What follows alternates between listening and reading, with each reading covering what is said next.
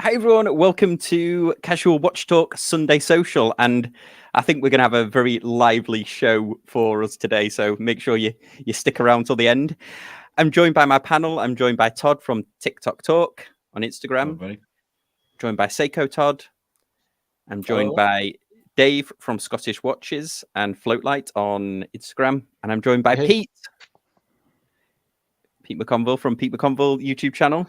Glad you're back with us. Should we do a wristwatch check? Pete, do you want to kick us off with the wristwatch check? Yeah, I've learnt my lesson. I take my watch off now. So it's the Dawn Boyton Zone world timer.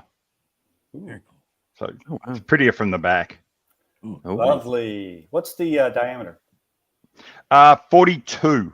Oh, okay. Nice. Yeah, cool. That's awesome. Dave, you're up next. What you wearing this week? I have Girard Perregaux Laureato Absolute in titanium, which is my camera's not playing ball. There we go. With the Fume gradiated grey dial. So yeah, quite a cool wee piece. That a wee bit different. Oh, gorgeous. Very nice. Mm-hmm. Seiko Todd, what you wearing? I am not having a Seiko at the moment because I have my new to me Zenith El Primero Rainbow Flyback. And so in fact, I have it running so we can do this. And nice. And there you go. Wow. Flyback. Nice. Now I'm really enjoying this. Todd, what you wearing? This week I'm being Seiko Todd. I'm wearing Seiko Turtle, Nice. outfitted with a Clockworks Republic fitted strap, which is a little bit of foreshadowing. Oh yeah. Oh, here we go. I'm wearing my new little speed timer. I don't know. I think I have shown it once on the live stream before, but I've just finished the review. I put a bit of tape over it so as not to scratch the buckle. That's why it looks weird. But yes, really like this one. I've just finished the review of it. I liked it, but there's a few little niggly things that I don't love about it. But yes, so let's kick this off. This should be a really interesting show. We're talking about things about watches that we hate or dislike. We picked 3 each. We're not sure we're going to get through all of them, but definitely let us know in the comments if you first of all, if you agree with these, and second of all, if you've got any as well, because we really like to hear yours. But I tell you what, I won't go first because I'll go last. But who wants to go first? Do you want to? Shall I go, Pete? Do you want to go first, and then we'll work our way back the other way? What's your watch hate? Okay, my first watch hate is more kind of philosophical, and that is I hate watches that make a big deal about and scream value.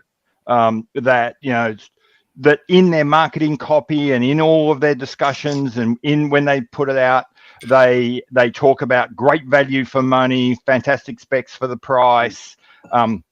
Whenever the only way it can really be described by YouTubers reviewing it is, again, great for the price. For me, that just sucks all the luxury out of this, all the joy out of this. I buy my groceries for the price. I don't buy my luxury watches for the price.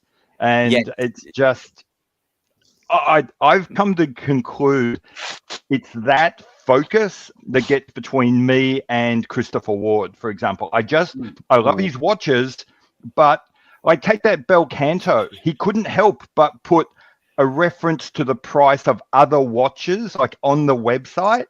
And all that made me do is see all the reasons why this watch is cheaper. And I just can't. No, I can't do it. As soon as you do that, you've lost me. Oh, I was nearly agreeing with you there, especially on the one where it's like we're showing what the Swiss really upcharge, or we're sticking it to the Swiss watch industry, or the Swiss watch industry has charged this much for years. I agree with you, Christopher Ward. I can't morally agree with you, but because you're not allowed to disagree with Dad. That hurts too much. That hurts too much. I don't like that one. My homage, father. And one of those is I wonder. I wonder if you have that approach though, because you're so close to it. You know what I mean? Like you're into this hobby, but I think for people, and I'm not, but who go, I want to get a watch, but I want to make sure I'm getting something that is at least going to be good for me, but I'm not going to spend thousands of dollars. And they're able to go, well, what this guy is telling me is I'm going to get a pretty good watch for that price, and I'm comfortable with that. Whereas as a collector, you're going, oh, well, you've just cheapened the watch. Yeah, and absolutely, I get that other people would love the whole value thing. What I do is I simply say, can I afford it? Do I like it? Can I afford it? That's it. I don't think about money anymore. You know, it just get through a gate. But once it's through the gate, I won't compromise and buy the watch I kind of like because it might be a better deal. And fair enough. Okay, I like that. And that's what I see happen a lot. I think that happens all the time. Yeah. I think that's because a lot of people actually do buy that way, though. That's why they do it. You know, I guess you speak from if you're in a position where you can just buy what you like within the realms of being able to afford it, most people don't shop like that or judge things like that. People want the unreasonable. They want as much as they can get for their money, and they want it to be worth more than they paid for it for about 25 years later.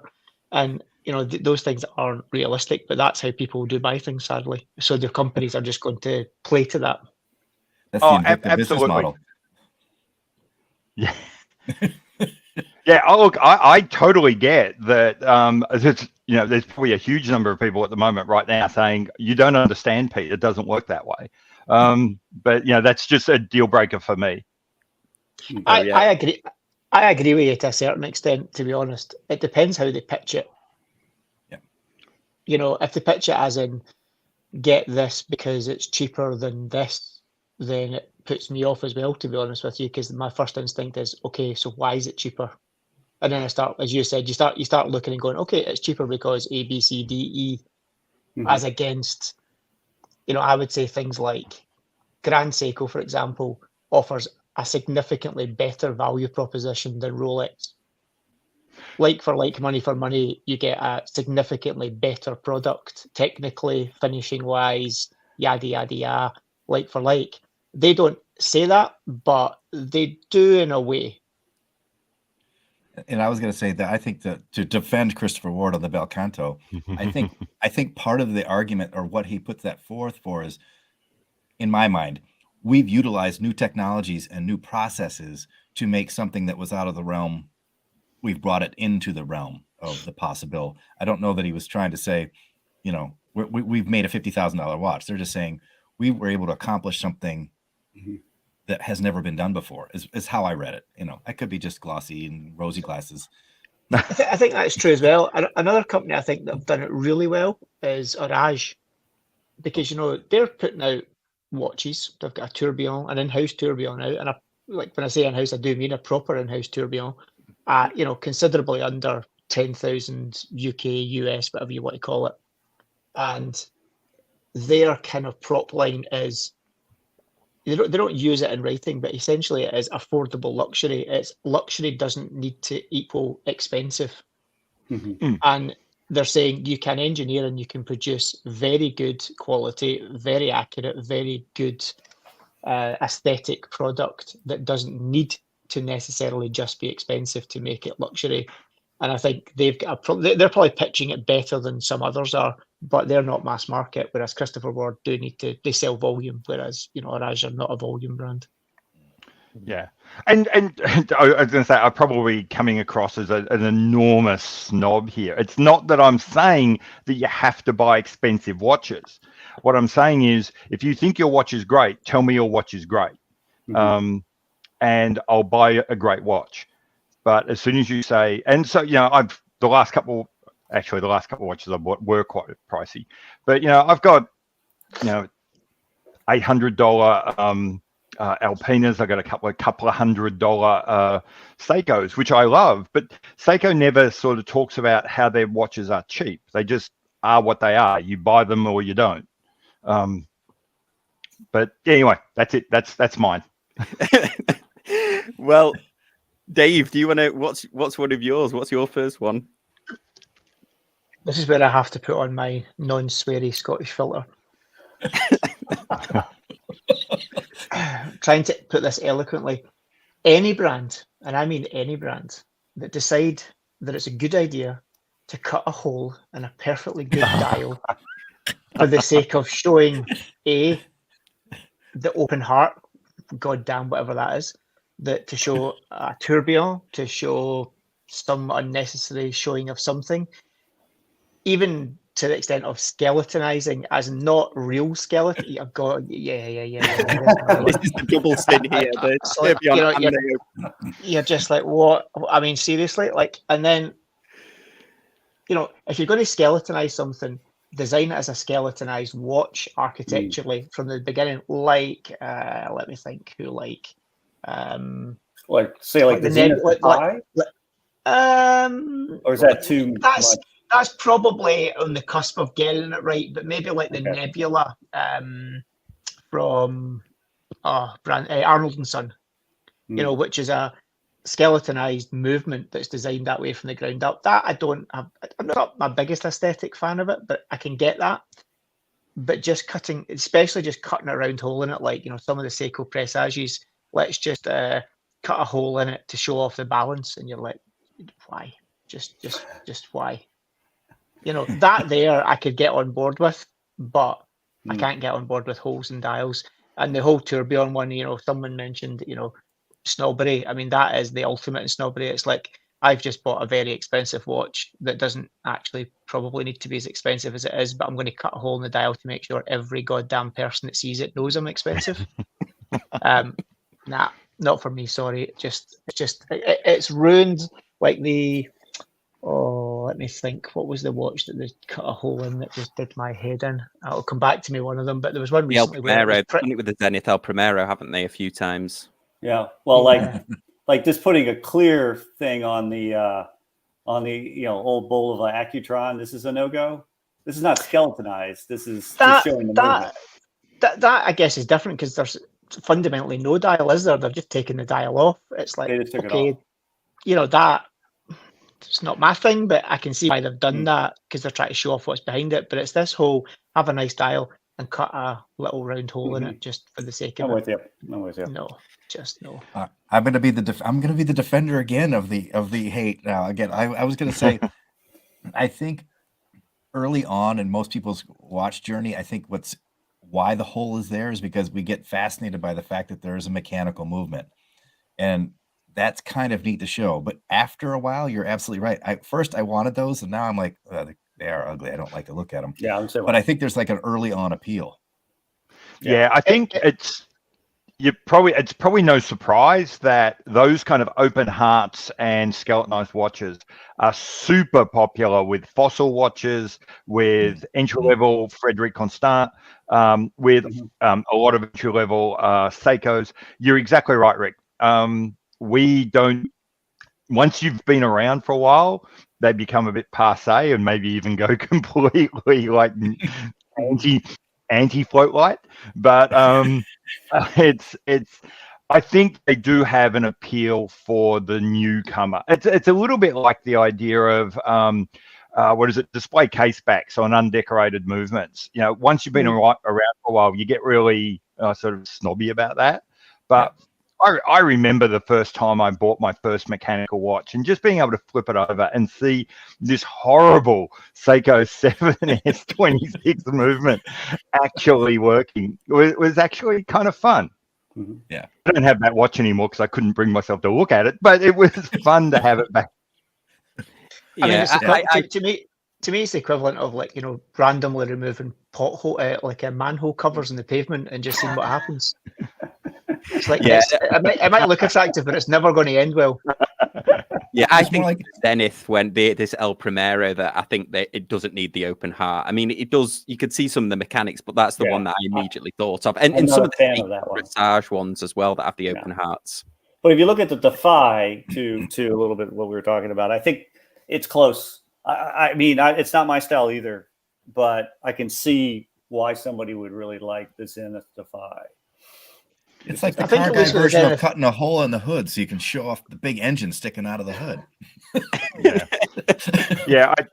But I'm absolutely with Dave. If you wanted, this is one of those things, and it kind of touches on something I'm going to talk about later. There are some styling cues which, if you're going to do, you've got to spend serious money. Like that Arnold and Son, where they've architected the movement to be shown. And Strom are the same. I'm not a big skeletonized fan, but like when you're starting to get into and Strom territory, where they've designed the movement to be seen, that's when it really starts to come into its own. I wish I could afford one of those. Those are cool. Well, yeah, I can't afford one, but I think they're the best cool watches. Yeah.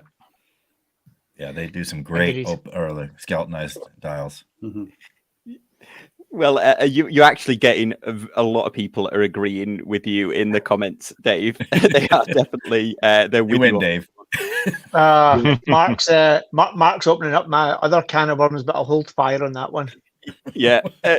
Seiko, Todd, you're up next. I'm up next. So one of the reasons why I wore this Zenith, other than I just got it like a week ago, off another great Chrono 24 purchase, by the way, that worked out brilliantly, is that it's my first experience with a butterfly deployant,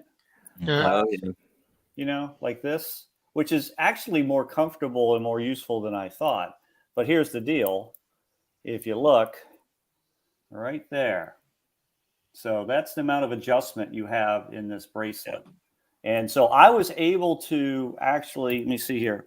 You have known, actually, yeah, you need both of those. So that isn't even an adjustment. There's no adjustment in this bracelet other than removing a link. Just so happens that I removed one link and it fits pretty much perfectly. But if you're a half link off, Omega does this too sometimes. Engineer this. This is from 1999, so okay. But engineer this with some ways to micro adjust the fit is what I'm saying, especially on something that costs as much as this did new.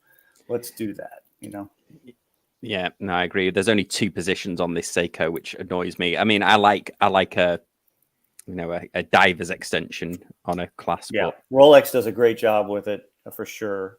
I think, and some other bracelet manufacturers. Grand Seiko is notorious for not doing this well either. Does anyone have opinions on that? I think that's probably one we perhaps all agree with a little bit. Easier. Maybe that's too easy. Yeah, easy to agree. There's some decent solutions for it now.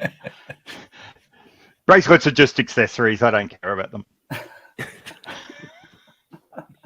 So go on, Dave, what you were going to say? I was going to say there are a few. I mean, that was always historically the issue. Butterfly clasps very, very rarely, up until reasonably recently, ever had any adjustment on them. But there's a couple of good ones out there, and it's not actually as price led. I think two or three of the best ones I've seen are Chapek on the integrated stainless steel bracelet for the Antarctique. Has got a lovely little just button either side of the clasp that lets you just adjust it a couple of mil, which is just perfect. Or Zodiac on their butterfly deployant have got a little spring loading on either side of it that just maybe gives, 1.5, 2 mils on each side that just kind of, it's a bit like the elasticated or the spring loaded one on the original Pelagos. Just kind of works. So it doesn't need to be expensive. And even on deployant clasps, which was always a bugbear, funnily enough, this GP that I've got, it's a deployment clasp. Let me see if I can make it focus. Deployment clasp. There we go. But on the inside of it, let's see if you can see it there. You can see the little adjustment button. It's got a little ratchet on it. So you need the two buttons to release it. But if you just press one, it lets you just zip up and down a couple of bits. So it can be done, and it doesn't need to be expensive. But yeah, I agree. There's a few brands that need to get their house in order on that one. Yeah, because my wrist definitely swells. That's why I like the Christopher Ward one with a little bit of a micro adjustment on there. It's diver's extension. Go on to Todd. What's your first one?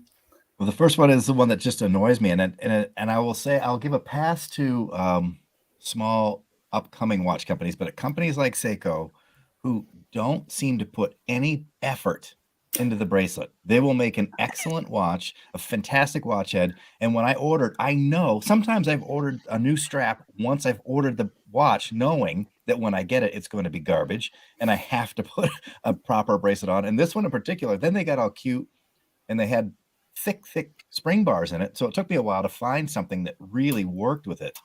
And this company out of Singapore makes an amazing strap. It's Clockwork Republic. I don't know if you've ever heard of them. And they had fitted metal, solid end lengths. And for $55, it's an FKM strap. And it's awesome. And I was like, why can't Seiko? What? I mean, I think like to myself, what's it cost? I can get a strap code bracelet for what? $100. Really well made, solid end lengths.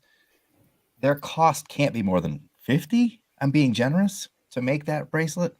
So at Seiko level, they're giving me a $15 bracelet when they could give me a $50 and charge me a little bit more on the watch, but instead, garbage. Right. Well, to your point, so this is an Orient I just got from some guy on a forum. It's the red dial, really nice. And what he did is, great watch. Number one, I have the blue variant, but he put it on a strap code. Is what you said. This strap code, milled clasp. Yep. Right. And look at. I mean. And they do a ton of micro adjust too, strap code. And if I could hold it in front of the camera, right, look at that, how it lays. And look at all those adjustments on the end. Exactly. Yeah. I mean, beautiful. This is a beautiful bracelet. It's super comfortable, and why can't we do this, right? Yeah, exactly. Drives me crazy. I just had to run across the room. I've got a box. And so the graveyard for OEM straps. All OEM straps are merely accessories. I expect to take every single one of them off, and I simply don't care. Make the strap and/or bracelet as cheap as you possibly can, and let me choose my accessories for the watch. That's my philosophy. I've gotten to your level, Sensei. However, and so when people say, I actually did the sums the other day. I've saved almost $7,000 by ignoring a piece of advice, which is to always buy on the bracelet. Oh yeah. Oh, I give that advice. I think I've saved $7,000. I don't. I think some of the stock bracelets. I review a lot of watches, and I think some of the stock bracelets. This isn't like a Christopher Ward advert, but I think their bracelets are really good. They are 100% not a Christopher Ward advert. Oh, refreshing. And they will fill up my OEM strap box beautifully. I don't agree. I mean, Seiko one, I kind of get. Although they are getting better. I mean, this one, big time. It is a step up than what you would get on the SKXs and stuff like that. It's still not there, but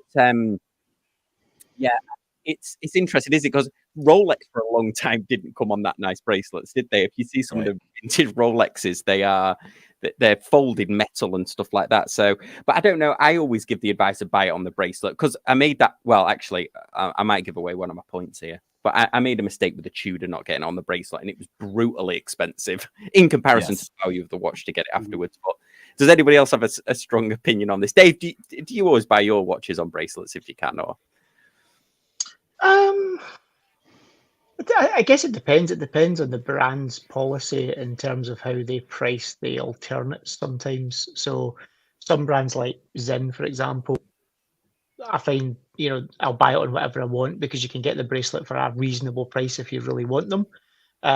Other brands, though, you buy it on the bracelet because if you ever want to go to the bracelet, you have to remortgage 6 houses in 4 countries to get the bracelet. So it just depends, like if it's an Omega, buy it on a bracelet because it'll hurt if you want a bracelet. Absolutely. If it's a Zinn or a Nomos, buy it however you like it because actually the watches are proportionally priced, like a 556 Zinn, for example, really great quality entry level little field style watch. If you want it on a bracelet in the UK, it's like £1,550. If you want it on a basic strap, it's like just, I think it's like, if you want it on a bracelet, it's about 1,300 or 1,400 in the UK, but it's just over 1,000 on a strap. So it's not. There is an actual significant difference. Whereas most brands, if you get it on a strap or you get it on a bracelet, OEM, there's tiny difference in price, but they punch you in the gut if you want to buy the alternate. Yeah, because Zinn do that like ice hardened steel and stuff like that, like Damasco, don't they? They really amp up the quality of their bracelets. So yeah, that's definitely a really good one. Well, I'll go with one of mine, and I've got three, but I'll start off with one that this does irritate me, and I nearly gave it away with my Tudor one, was watches that come on NATO's, not military watches. So CWC, Tudor Pelagos, Tudor FXD, those where it's fixed lugs, yeah, they should come on NATO. But this NATO strap should be a free strap that comes with a watch. It shouldn't be an option of a watch. And this is what happened when I bought my Black Bay 58. All they had was the NATO option. And considering they're a similar price to the leather version, and there's other brands that do this, I'm not just picking on Tudor, it's just that I happen to own a Tudor. I can't fathom why you would have metal bracelet, leather, and NATO as an option. To me, a NATO is a free strap that should be given away with a watch, not the only option of a particular model. Am I on my own there? I think it depends on the brand. I will defend Tudor to a degree on this, in that their NATO strap is punching way above a NATO strap. It's a proper jacquard strap, and they are really nicely made, to be honest with you. You know, and it's got the if you look at them, the spring bars are actually through a little kind of fabricated loop in the strap and such like as well. So they're far from cheap. They're nicely made, but they used to be free. When you bought Tudors up till not that long ago, whether you bought it on leather or you bought it on a bracelet, the NATO or the jacquard strap came in the box free of charge with it. And about 2 or 3 years ago, it suddenly became the third option. Other than Tudor, though, I can't actually think of that many brands that give you an option to buy a watch on that style of strap, really, other than Tudor. There's not that many of them. Oris did. Oh. I got my Oris 65 on a NATO, the Diver 65. I don't think you're right. I can't. Yeah, Seiko 5s. It's about the only other I can think of. I think Omega had one for a minute there on one of their Seamasters. Oh, they've got it on the fixed lug bar, or the Manta Ray, or the Manta lugged titanium top of the range thing, because it can't take any other strap. But yeah, so $10,000 for your watch, please, and here's a bit of fabric to hold it on your wrist. Right. Yeah, so that's and this is a personal pain that I felt when I bought my Black Bay 58, because maybe it could be an option, but the problem is that invariably those are the ones that are left, aren't they? The ones on the NATO, because people would, I think, gravitate towards, hey, I want it on the bracelet. Hey, I want it on the leather. Hey, on the NATO. So it seems almost like a consolation prize rather than a choice. Because anyway, well, that's my one. Mark says there's Omega. They had one of the Planet Oceans came on a NATO too. Yeah, and there's a G-Shocks as well, isn't there, that come on NATOs? Although that's probably a good deal to get a NATO. I would like to get a G-Shock with a NATO. Sometimes those straps drive me crazy. Yeah. Actually, also, whilst we've got Mark on the screen, he's saying earlier on, I called it deployment and I mean deploying. Oh no, I mean deployment. I'm not French. I'm not French. There's another. We're going to start this. This isn't on my list, but we're going to start this. The fact that everyone insists that everything has to be called French. Actually, it's a deployment class for French. Deployment. Same reason as why Americans insist on calling it a filet. It's a fillet. Just get with the program. It's a fillet steak, right? It's not filet mignon. You're not goddamn French. Palestine. We also watch films, not films. Film. It's got you in it. Yes. Don't get me started on niche versus niche.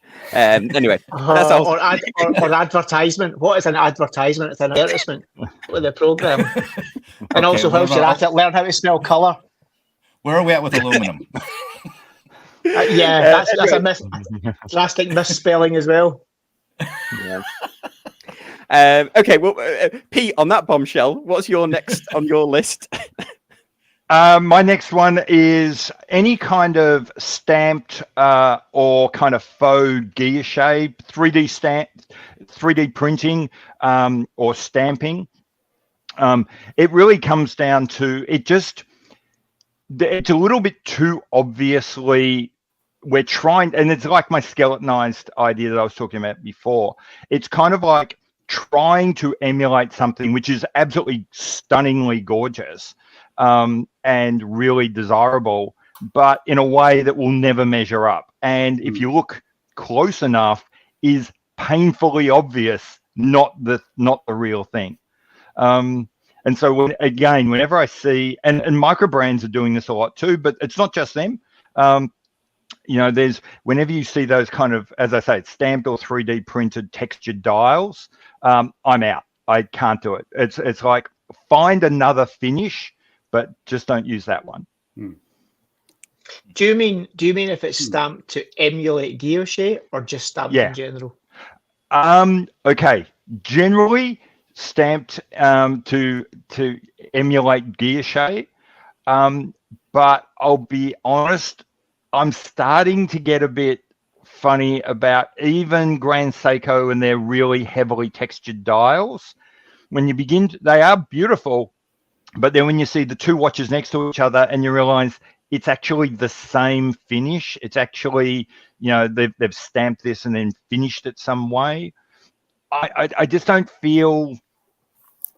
I'd rather just a really nice frosted dial or a satinized dial than that. Just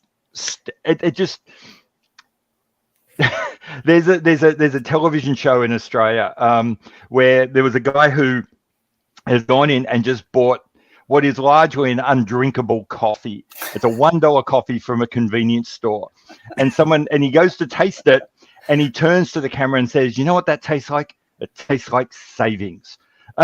and that's how I feel when I see these stamped dials. It's value. It's value, Pete. Value. I know. No, I don't like them. Yeah, I don't know if I've thought about it that much. Sorry, Dave. Yeah, I was going to say, I think I can get on board with it. Stamping to emulate another thing like guilloche, I can get on board with that. There's lots of really good stamp dials out there, though. There's a lot of enamel dials that have the base dial has been stamped and then it's been kind of enameled over. So I think there's a place for it for sure, but it can be overdone. Yeah, no, it's not stamping as a technology, but it's stamping to try and emulate as a cheaper way of doing something that would otherwise be really expensive. And guilloche is the most obvious one. When you get up close and all the little corners are a bit blunt and all the little edges have got, a little U in the bottom of them because that's all a stamp can do. They're just don't do it. Just satinize your dial or something. No, that's a good one. Seiko Todd, you're up next. What's your second one?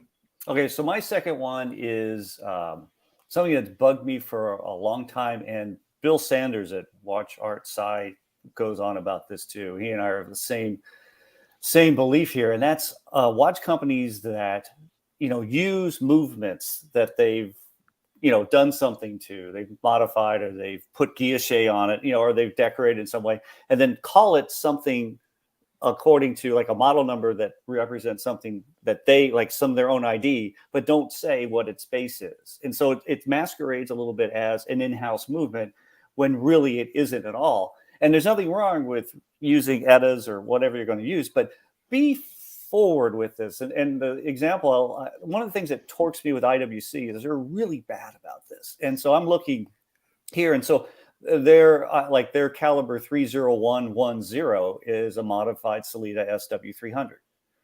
Nothing wrong with that, but if you go on, I haven't been able to find it. Maybe somebody can dig into it. I can't find where they say that that's a modified Sellita SW300.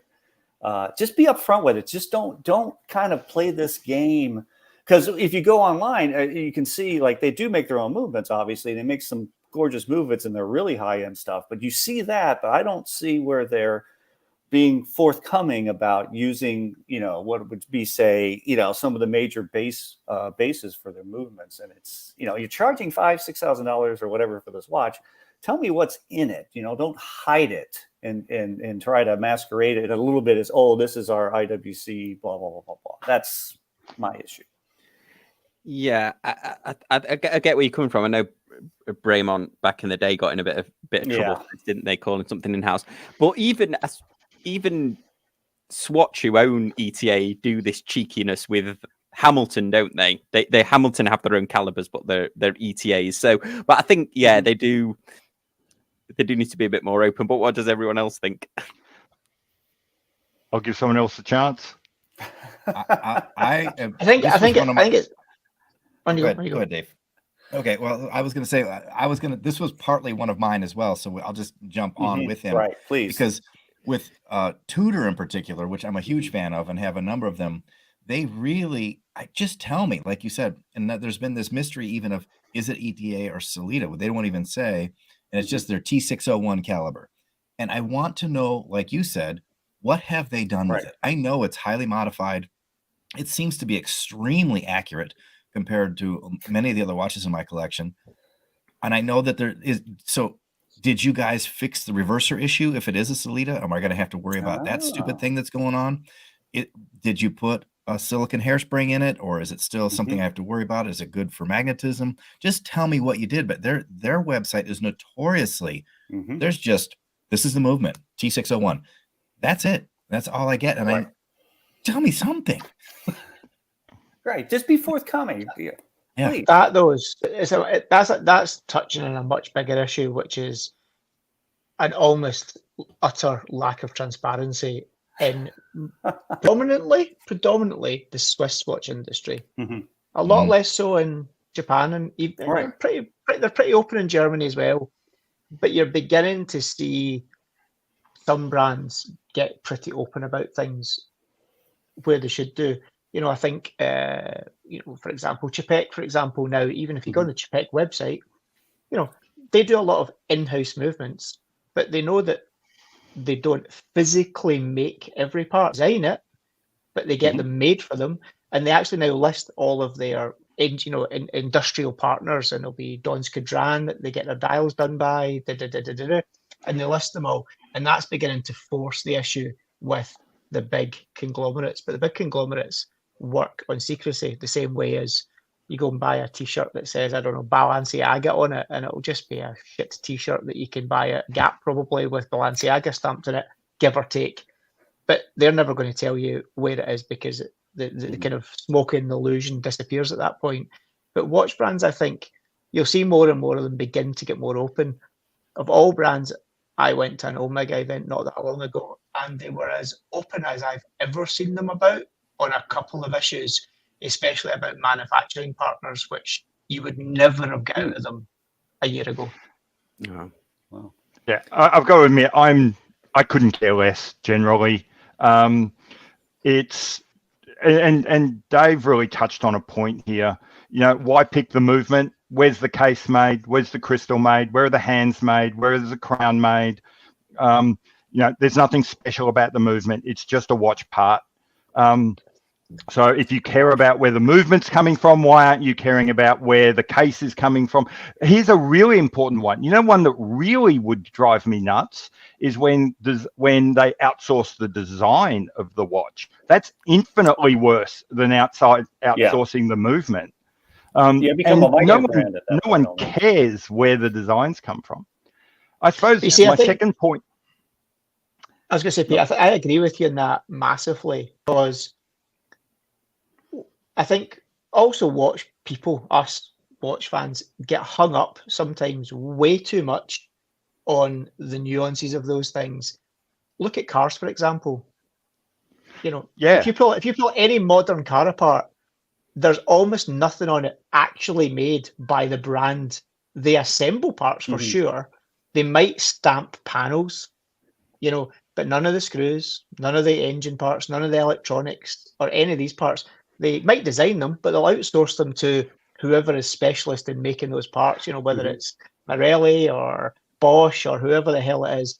And you don't get car guys going, oh, I can't believe I bought this Ferrari, and I can't believe that a specialist multi-billion-dollar electronic company made a part in my Ferrari. I can't believe Ferrari didn't make it, and they lied to me. They never told me.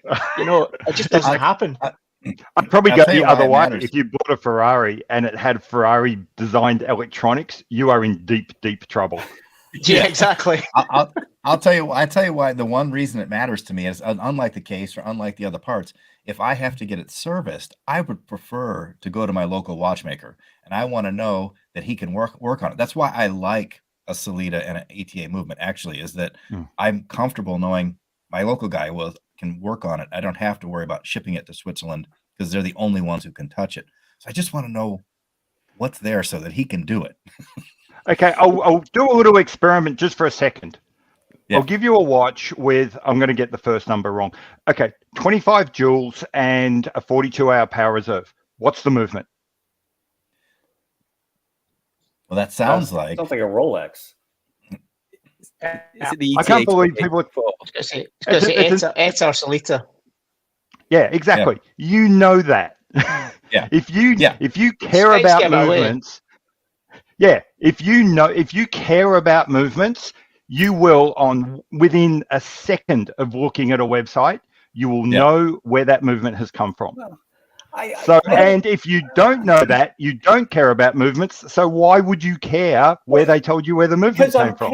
I'm paying a price here. So if I'm going to buy this watch for X number of dollars, I want to know what engine's under the hood. I don't necessarily know how it's made. Like, I don't even need to know how many horsepower in the engine in my Corvette. But if I'm going to buy the Grand Sport, I want to make sure that it's this engine that's under the hood, and you're not going to put in a Toyota four-banger when you're selling me this Corvette for X number of dollars. I mean, I got to know, or if you're going to put something else in there, I just got to know it. And that's fine. Yeah. Then I can make that decision. But don't hide the engine from me. Like, I go in and it has a V8 valve covers, but I take them off, and hiding inside is this 6-cylinder that they got from China somewhere. I don't care where the parts are made either. I don't care where the pistons are made. I don't care where the camshaft's made. But just tell me what the engine is and be upfront about it. That's my issue. Yeah. I suppose the other point is, and this is where the engineer in me comes in, and particularly the aviation engineer in me comes in.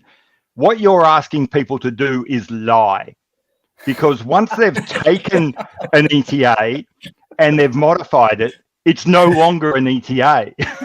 Well, that's and you're asking people to say that it's an ETA when it isn't. This is exactly what La California got sued for.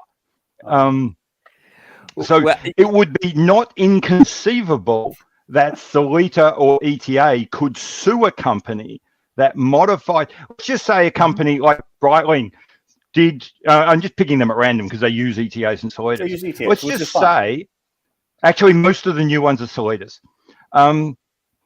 Which is actually one of the other reasons why they give it their own part number. As far as Breitling's concerned, a B17 is a B17 is a B17, regardless of whether it's an ETA or a Sellita underneath. By the time they're finished with it, it's a B17.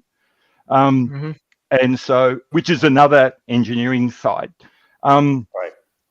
But imagine they did those mods and they cocked it up, and they actually ended up making the watch less reliable, and there were problems coming up all over the internet about this. And imagine all they ever told people was it was a Sellita SW300, and now SW300s are copying a bad rep because someone who modified their watch was still calling it that. So what you're asking people to do is lie about what they've done and to misrepresent what your watch is getting. Well, no, you got to tell me you modified that base movement. You modified the base movement, right? That's what I want to know. You used a Chevy short block, but you put your own heads on it and your own induction system, and so you're blowing pistons because you got the mixtures wrong. I'm a car guy, so I'm going to blow this out, right? And an engineer like Pete that works in aerospace, tell me that. Oh, okay, and because I'm paying for it. So. My Bucherer, I have that Bucherer annual calendar chronograph, blah, blah, blah. It's a base 2894. It's a GM. No, that's not the GMT. Base 2894, but they have a Dupuis module on it that gives it the annual calendar along with the chronograph. They have the base ETA there because it has the horsepower in the mainspring to drive all that stuff. But I know that going in, it's not a Bucherer peripheral rotor movement I'm buying. I'm buying what they put on top, which has got 50,000 joules and is very complex and all this cool stuff. But I know ahead of time that this is what I'm getting. That's what I'm going with. Yeah, you know who's great at this? Who will tell you where all the crowns and the cases and the dial and the crystal and all that come from? Christopher Ward. Yeah. Right. Yeah. Yeah. One thing that's curious is Breitling won't tell you. They just don't care where their base movements come from. So if you've got like anything they don't call a manufacturer, it's just a B7E, and it is what it is. But if you go to their website and you look at anything that they call a manufacturer, it'll say the Datora is partnered with Concepto. The new what is it? One of their new watches, they come out. Oh, the one with Dave's favorite, the Tourbillon, has partnered with Lejeune Perret.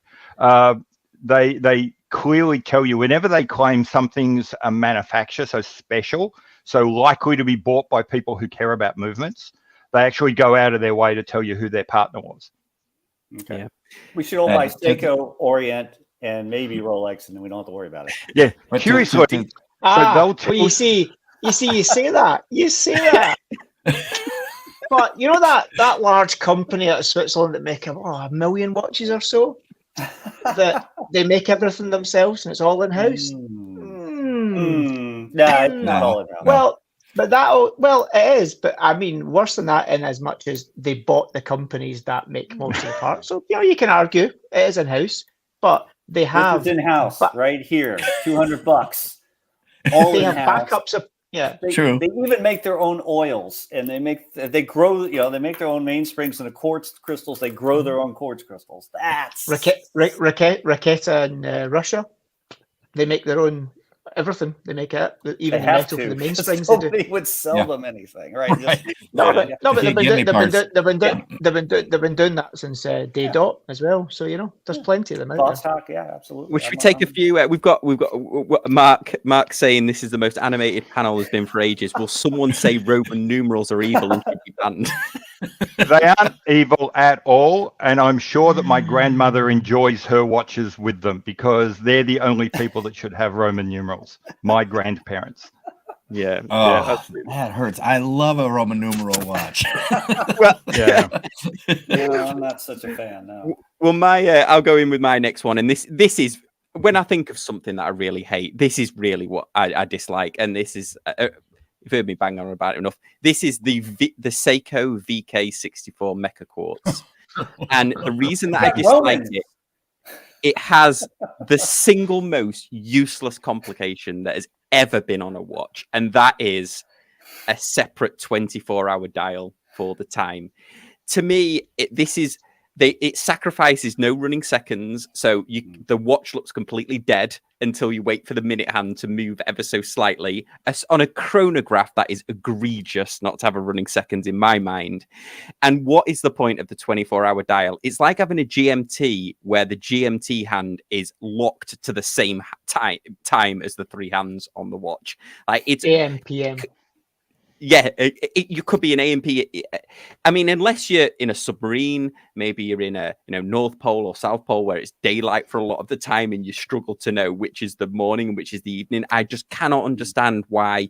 For those rare use cases, maybe, but this seems to be an obsession, an outright obsession with micro brands at the moment to use the VK64. Nevada Grenken just released a beautiful watch ruined by having the VK64 in it. Like, what is the crime in having a running seconds? And the fact that you've got a mechanized second hand, that you get the sweep of the second hand, all that is showing off. It's a quartz watch. Embrace the tick. Like, do you know what I mean? Like, what? The sweep in second hand is a completely useless. There's two useless things: sweeping and 24-hour indicator. Oh, I'll take a breath now. But I'm struggling to deal with the lack of irony of 5 grown men talking for an hour, arguing for an hour about mechanical wristwatches, and then Sam saying, "You're just showing off." This whole thing is about showing off. It's true. It's true, but it's not a true. It's a true. So this has the running seconds. This is the V192 in here, which is Mecha Quartz, so it has the useless 24-hour dial. You know, I've had friends in the military join me on a thing. I'm like, does this have a military purpose? Like, no, not really. So I don't understand it. I do not understand the 24-hour dial. It must be just that it's the cheapest version of that available right now, because I think it's just lazy when they just put it. I agree with you 100%. Right. And there are Ronda quartz. There are other quartzes that are much better with the running seconds. That I don't know why they make this choice. Everybody goes with that VK64. Right. Well, I mean, like and Sam and I were talking about this beforehand. This is an actual Royal Navy Seiko issue. Royal Navy issue Seiko. This has got the 7T movement, which is not really a great movement. But to Sam's point, I mean, it does have a running seconds, which makes sense. And you can see I've been running the chrono for about a minute. You got the chrono, but then on the very at the 9 o'clock position, if I can go to the right side, is that running 24-hour hand, which actually slipped a couple notches for some reason. So it's not quite lining up right. But I mean, is it really useful? I've been in the middle of a combat system in a ship, you know, where it's dark all the time. Maybe. But other than that, no, I even agree. But it doesn't detract from this watch because it has the running seconds. What would I rather have there? I'd rather have a 24 or 6-hour counter or something that would go beyond, you know, the 30-minute one. That's what would be useful to me. Yeah, absolutely. Agreed. Well, I'll take a breath now. Pete, what is your third and final one? Yeah. Well, no one's mentioned it, so I'm just going to come out and say it. Cyclops. Any watch with a Cyclops is not allowed in my house. I'm a Seiko collector. I have a little box where I do nothing but Seiko Prospects divers. They're a nice sort of affordable watch you can buy and collect that way. And I cannot have a Shogun. I cannot have at least half the monsters that they've made. And they just ruined the recent Seiko 5 GMT. I hate them. I cannot express just how monkey butt in heat ugly I find a Cyclops. Does anybody agree? Is on fire with it. I actually don't hate them as much as he does. I'd rather on all those Seiko divers get rid of the day function than the Cyclops. Oh, yeah. Cyclops number 1, day goes number 2. Standard is the day date. I like the date. I don't need the day. If you don't know what day it is, you've got bigger problems. I agree. Anybody else share this view on the Cyclops? No, I love the Cyclops. I love it on my date. Take it or leave it. Magnifies it. Yeah. It magnifies it. On a Rolex, you can tell whether a date just is fake or not by the fact that the there's no magnification on it. But there's a ridiculous use of a day. Look at how tiny it is on that watch. This is my wife's Seiko 5. And when she asks me to set it, I want to just punch the wall. Oh. Okay. Well, Dave, what's your third one? So see if you're going to put a display case back in a watch, don't print screen or otherwise put an effing picture on the Yeah, I had to right. What about the James Bond animation that covers up the whole back? Well, you see, yes, but no. Okay. At least if they're going to do it, it's like actually something inside the watch that kind of does it. You know, like that's turning and it's giving you some degree of, I guess, of useful optical illusion or whatever you want to call it. But just literally like printing a big screen print on the crystal. Grand Seiko, are you listening? Are you listening? Yeah. I mean, Grand Seiko are terrible for it, but they're all at it to some degree. If you're going to have a display case back, have a display case back. If you want to put something pretty in the back, have a solid case back with maybe a nice enamel infilled or colour infilled embossing that you can colour in. One or the other, not both. I don't want both. I want one or I want the other, not both. Agreed. Yes. Yeah, I tend to agree with you here, because you want to look at the movement, and when they cover it over with that, then no, I'm totally with you. I'm trying to find that Grand Seiko. They put the whole Grand Seiko emblem on the back in black printing over the display case back. I want to see that Grand Seiko movement, because it's worth looking at, and it's like trying to see a movie with some guy with really big hair in front of you, and you're doing this, trying to see, okay, around the, it's just annoying. Yeah, in fact, saying just get rid of the display case back. I like the display case back. But we went through this before, didn't we? If the movement's nicely decorated, it belongs. Like Omega do an excellent I think it also depends.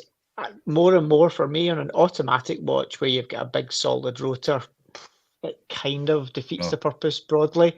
If it's a manual wind, sure. If it's a nicely finished, a hand wind watch, absolutely go for it.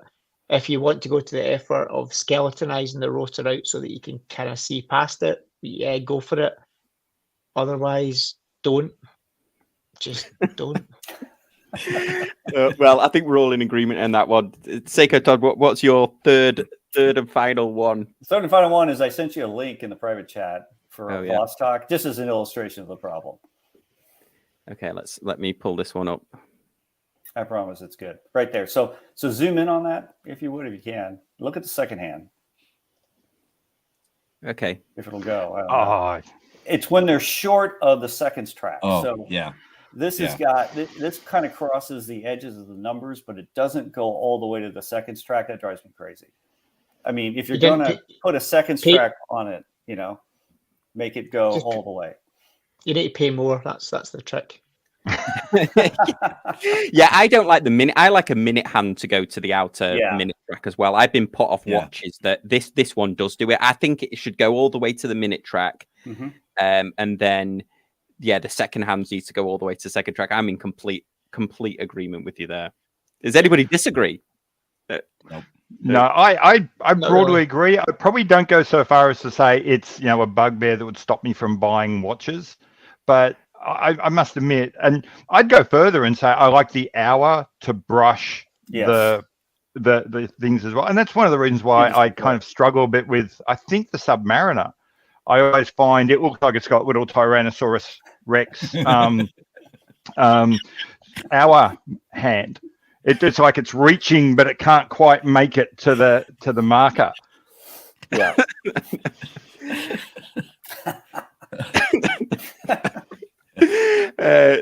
Yep. Okay, Todd.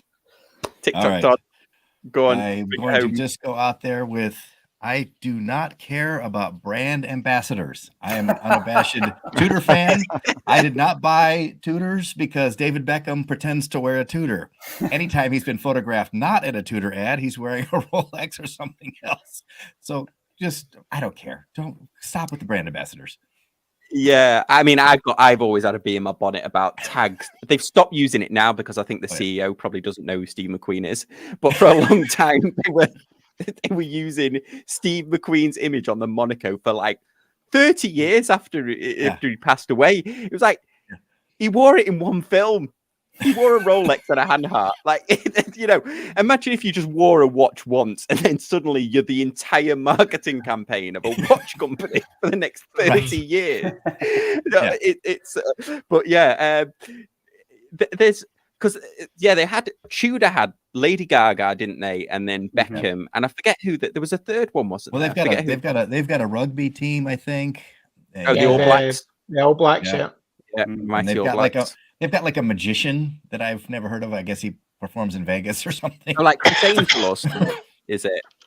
Maybe like Chris Angel. No. It's like an Asian guy. I don't know who he is.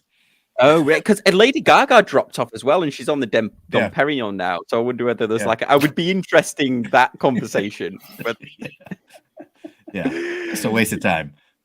Yeah. I think there's definitely been some interesting ones, haven't they? So, well, let's see if we've got any more. Had any more out of the. We've had a few cutting a hole in the dial at 4:30 to show the date tilted by 45 degrees is an abomination. I disagree. That's just because you have to have a date, and if it doesn't fit on a chronograph, you're bummed out. You got to put it in there. Oh, there we go. Between the 4 and 5. Yeah, that's the only place they could put it. But just late. That is lazy because the Zin 556 Arabic. So they do a baton and an Arabic. The baton one's got the date at 3 o'clock, fine. But in the Arabic one, they put the date at 4.5 o'clock, so it doesn't cut into the 3 numeral. And it's that position, but it's on the horizontal because they reprinted the date discs so that it's actually on the horizontal. And suddenly, it's not a problem anymore. But most brands are lazy and they buy the movements in and they can't be bothered to reprint the date discs because it's a pain in the ass. And therefore, they just smash it in at any angle it is. Yeah, that's mine. And mine's on a cheeky, you can't tell here because it's so tiny, but it's on a cheeky angle. It's on a cheeky angle on the Seiko. I can't remember which watch I had. I think it was a Zodiac, and I didn't mind it at the 430 because the date disc was vertical there. Like you said, Dave. Yep. They reprinted the date disc and it displayed properly. That's okay. Not ideal, but it's okay. Exactly. Yeah. It's not ideal. I'd rather it was there than cutting into a big, massive numeral. Yes. Yeah, so the 430 is clearly, and any sensible person would agree, the best place to put the date. But so that's my personal favorite, but I'm with the rest of you. I love it when they reprint the date dials. I think one of my favorite date implementations is Bell and Ross. They do it absolutely beautifully. Yeah. This is gorgeous little, just a petite little hole tucked away. It doesn't cost you anything anywhere else on the dial. You don't lose an indice or a number. And everything's just straightened up nicely. Yep. I love it at 6. I like the symmetry of it at 6. Yeah, but then you lose the 6 Yeah. Or just get rid of the date altogether. Just get rid of the date altogether. That was my third one. Not having the date. Yeah, just get rid of the date. It's much simpler. Yeah, it needs. I agree. A watch needs the date. Why does it need the date? Because when I'm looking at a watch, I'm not just telling the time. I'm also trying to find the date as well. I like to have the date. The date is such an interesting complication as well. It's a mechanical marvel that it even exists on there. To remove it is just the watch looks too sterile. It looks too symmetrical. It needs the date. It needs the time. That's all. Even if no, it doesn't need the date. Yeah, and like on every single. On every single watch I have with a date, the date is always wrong. I just don't even bother setting it. Yep. Really? Absolutely. Wow. Yeah. I'm out on an island. Indeed. Well, on that bombshell, I don't think we've got any more. I was just checking the comments here just to see if anybody. And you got a compliment from Diz there. It said the greatest mustache on YouTube. Thank you, Diz. Appreciate it.